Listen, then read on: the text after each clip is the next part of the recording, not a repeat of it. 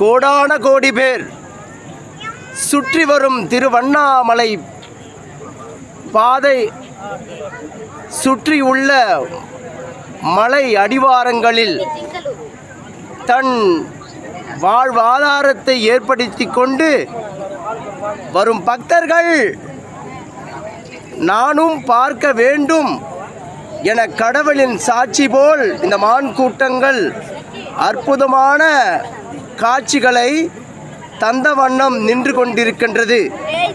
இவைகள்தான் இயற்கை. என் உறவுகளே, உங்கள் மனம் பல்வேறு சிந்தனைக்குள் நுழைந்து விளையாடி கொண்டிருக்கலாம். ஆன்மீகம் என்ற ஒன்றை மீது ஏறு செய்துவிட்டால் அனைத்தும் மாறும், நீங்கள் நினைத்தது யாவும் நிகழ்ந்தேறும். என் உறவுகளே, ஆன்மீகம் உங்கள் மனதுக்குள் ஏற்றிக்கொள்ளுங்கள். அதுவே உங்களை நெறிப்படுத்தும்.